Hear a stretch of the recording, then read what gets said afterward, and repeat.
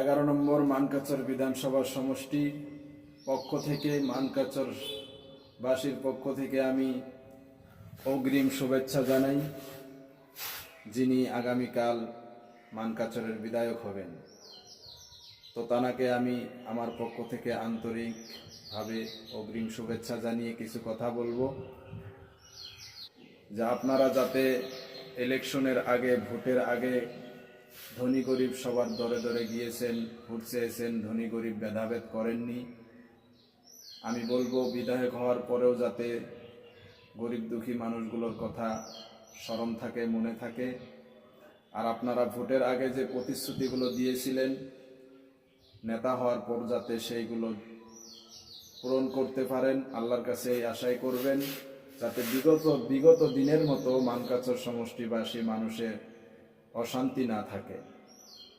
তো যিনি নেতা হবেন তানাকে আমি এই মেসেজগুলো দিচ্ছি, যে আপনি আমাদের মানকাচরের বিধায়ক হিসাবে অ্যাসেম্বলির মধ্যে গুয়াহাটিতে মানকাচরের সমস্যাগুলো উপস্থাপনা করবেন, বলবেন। অহংকার রিয়া না থাকে, ধনী গরিব ভেদাভেদ যাতে আমরা না করি, জাতি ধর্ম যাতে আমরা ভেদাভেদ না করি, আমরা হিন্দুস্তানের জমিনের সকলেই যাতে একসঙ্গে শান্তির সাথে বসবাস করতে পারি। তো ইনশাল্লাহ যিনি বিধায়ক হবেন তানাকে আমি আবারও বলি যে আপনি, আল্লাহ তাআলা যদি আপনার ভাগ্যে হয় তাহলে জনগণের সেবা করার সুযোগ আল্লাহ আপনাকে দিয়েছে। তো যিনাকে আল্লাহ তাআলা জনগণের সেবা করার সুযোগ দিবেন তিনি যাতে হজরতে ওমর ফারুক রাদিয়াল্লাহু তাআলা আনহুর মতো করে দেশটাকে শাসন করতে পারে, আমাদের মানকাচর সমষ্টিটাকে তিনি তানার মতো করে দেখতে পারে। যিনি নেতা হবেন, যিনি বিধায়ক হবেন মানকাচরের, ইনশাল্লাহ তাকে বলবো যে আপনি যাতে হজরতে ওমর ফারুক রাদিয়াল্লাহু তাআলা আনহুর মতো করে মানকাচরবাসীর শিফা করতে পারেন, তানার মতো করে যাতে খোঁজ খবর নিতে পারেন, ইমানদারির সাথে যাতে আপনি আপনার নীতির উপরে অটল থাকতে পারেন। খাস করে ভোটের আগে যে প্রতিশ্রুতিগুলো দিয়েছেন সেইগুলো যাতে ভোটের পরে বিধায়ক হয়ে গুয়াহাটিতে যাওয়ার পরে যাতে সেইগুলো পূরণ করতে পারেন, এই দোয়া করি। আর আপনিও চেষ্টা করবেন যাতে মানকাচরের সমস্যাগুলো, হাটসিঙ্গিমারি থেকে মানকাচর রাস্তার সমস্যা, নদী ভাঙ্গার সমস্যা, চর এলাকা মানুষগুলোর অনেক সমস্যা নদীর কারণে, এগুলো যাতে দূর করা যায়। আসাম মেঘালয়ের যে দ্বন্দ্ব চলছে, কাজিয়া চলছে, এইগুলো যাতে সমাধান হয়। বিশেষ করে মানকাচরে ভালো একটা কলেজ ইউনিভার্সিটির প্রয়োজন, যাতে ভালো একটা কলেজ বা ইউনিভার্সিটি হয়, ভালো শিক্ষার ব্যবস্থা হয়। আর মানকাচরে ভালো একটা স্টেডিয়াম যাতে আমরা পাই। অনেকেই আছে যে ভোট হয়ে গেলে, পার হওয়ার পর, বিধায়ক হওয়ার পর এইগুলো কিছুই স্মরণ থাকে না, শুধু নিজের চিন্তা করে। তো আল্লাহ তাআলা আপনাকে যেটা রিজিকে রেখেছেন সেটা নিয়ে আপনি খুশি থাকবেন, যতটুকু আপনার তকদিরে আছে, ভাগ্যে আছে, সেটা নিয়ে খুশি থাকবেন।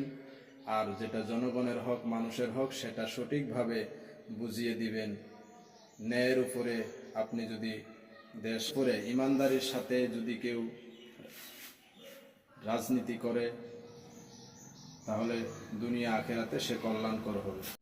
আগামীকাল আমরা মানকাচরের বিধায়ক হিসাবে যোগ্য নেতা পাই, তাহলে আমাদের মহামূল্যবান ভোটটা সার্থক হবে। আর যদি আমাদের ভোটগুলো কিছু অর্থের লোভে, স্বার্থের লোভে ভুল জায়গায় যায়, অযোগ্য নেতার কাছে যায়, তাহলে তো আমরা মানকাচরবাসী আবার অশান্তিতে থাকব।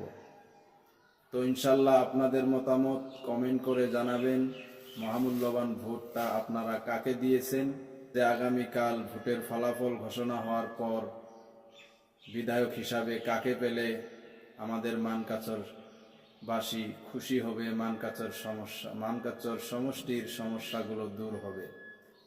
যেহেতু বিগত দিন থেকেই মানকাচরের মানুষ অনেক অশান্তিতে, এবার যাতে আমাদের মহামূল্যবান ভোটের মাধ্যমে মানকাচর সমষ্টিবাসী মানুষ একটু শান্তিতে থাকতে পারে, যাতে মানকাচরের সমস্যাগুলো দূর হয়। বিগত দিনে অনেক নেতাকে দেখেছি তানারা চেয়ারে বসার পর, আসনে বসার পর গরিব দুঃখী মানুষের কথা ভুলে যায়, বিভিন্ন সমস্যা সমাধানের কথাগুলো ভুলে যায়। তো এবার যাতে যিনি বিধায়ক হিসাবে আসবেন তিনি যাতে ভোটের আগে যেরকম সমস্ত গরিব দুঃখী, ধনী গরিব, ফকির মিসকিন সবার দরে দরে গিয়ে ভোট চেয়েছেন, এমনিভাবে যাতে ভোটের পরেও, নেতা হওয়ার পরেও যাতে, বিধায়ক হওয়ার পরেও যাতে তার মধ্যে কোনো গরিব দুঃখী, ফকির মিসকিন, ধনী গরিবের কোনো ভেদাভেদ না থাকে, এরকম যোগ্য নেতা যাতে আমরা পাই, এটাই আল্লাহর কাছে কামনা করি। যার ভিতরে কোনো গরিব ধনীর ভেদাভেদ থাকবে না, অহংকার থাকবে না, যে কোনোদিনও ধর্ম নিয়ে কোনো কথা বলবে না, এরকম যোগ্য নেতা আমরা আগামীকালকে দেখতে চাই। যেই নেতা বিধায়ক হিসাবে গুয়াহাটিতে গেলে অ্যাসেম্বলির মধ্যে মানকাচরের সমস্যাগুলোকে তুলে ধরতে পারবে, বিভিন্ন মানকাচরের সমস্যার বিষয় নিয়ে কথা বলতে পারবে, এরকম দক্ষতাওয়ালা যোগ্য নেতা আমরা দেখতে চাই। যদি আমাদের মানকাচরবাসী মানুষের চিন্তাধারা এবার ভালো হয়, যদি মানকাচরবাসী মানুষ আসলেই জ্ঞানী হয়, তাহলে এবার আমাদের ভোটটা ঠিক জায়গায় গিয়েছে, আর যোগ্য নেতাই আমরা এবার পাবো ইনশাল্লাহ। এটা আমাদের বিবেকের, জ্ঞানের পরীক্ষা। ইনশাল্লাহ আগামীকাল ভোটের ফলাফল ঘোষণা হওয়ার পরে, নেতা হওয়ার পরে আমরা জানতে পারবো, বুঝতে পারবো। তো ইনশাল্লাহ আশা করি এবার মানকাচরের মানুষ সুন্দর চিন্তা ফিকির করেই ঠিক জায়গায় ভোট দিয়েছে, বেঠিক জায়গায় দেয়নি। তাই আমি বলবো যে আমাদের ভোটটা আমরা ঠিক জায়গায় দিয়েছি না বেঠিক জায়গায় দিয়েছি, কমেন্ট করে সকলেই জানাবেন।